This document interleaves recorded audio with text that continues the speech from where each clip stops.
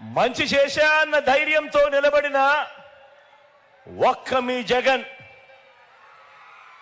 ఇక్కడున్నది మంచి చేశా అన్న ధైర్యంతో నిలబడిన ఒక్క మీ జగన్.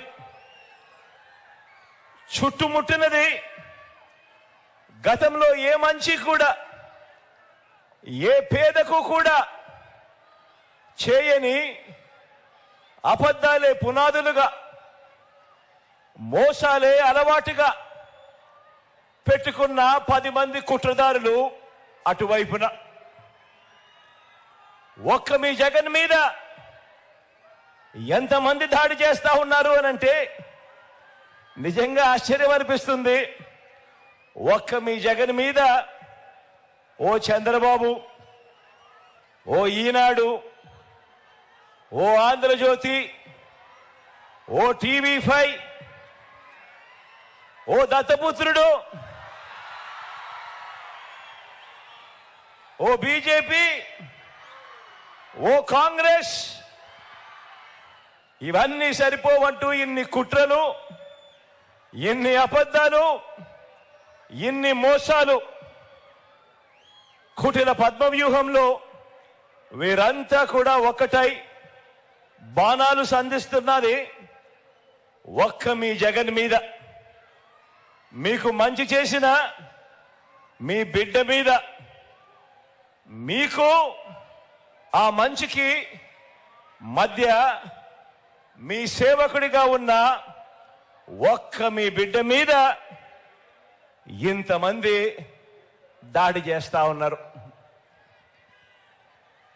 అయినా మీ బిడ్డ అదరుడు, అయినా మీ బిడ్డ బెదరుడు. కారణం ప్రజలనే శ్రీకృష్ణుడి అండ ఉన్న అర్జునుడి మీ బిడ్డ. చేసిన మంచి మీద ఆ దేవుడి మీద నమ్మకం ఉంది కాబట్టి అర్జునుడి మీద ఒక బాణం వేసినంత మాత్రాన కురుక్షేత్ర సమరంలో, కురుక్షేత్ర యుద్ధాన్ని కౌరవులు గెలిచినట్టు కాదు. ఒక బాణం వేసినంత మాత్రాన, జగన్ మీద ఒక రాయి విసిరినంత మాత్రాన, జగన్ మీద ఒక రాయి విసిరినంత మాత్రాన జరగబోయే ఎన్నికల కురుక్షేత్రంలో ఆ దుష్ట చతుష్టయం ఓటమిని, ఆ పెత్తందారుల ఓటమిని, మన పేదల ప్రభుత్వం గెలుపును ఎవ్వరూ ఆపలేరు. ఇలాంటి దాడుల వల్ల నా సంకల్పం చెక్కు చెదరదు. పైగా ఈ స్థాయికి వీరు దిగజారారు అనంటే దాని అర్థం ఏమిటి? ఈ స్థాయికి వారు దిగజారారు అనంటే దాని అర్థం ఏమిటి? విజయానికి మనం అంత చేరువుగా ఉన్నామని, విజయానికి వాళ్ళంత దూరంగా ఉన్నారనే కదా దాని అర్థము.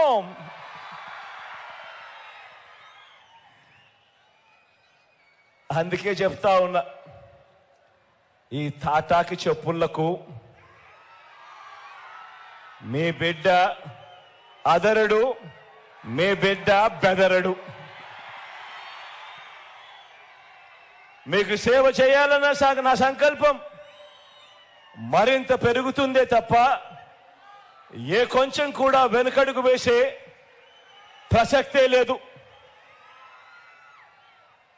నా నుదుటి మీద వారు చేసిన గాయం, నా నుదుటి మీద వారు చేసిన గాయం దేవుడి దయతో అది ఇక్కడ తగల్లేదు, అది ఇక్కడ తగల్లేదు. అంటే దాని అర్థం దేవుడు మీ బిడ్డ విషయంలో ఇంకా పెద్ద స్క్రిప్టే రాశాడు అని చెప్పి దాని అర్థం.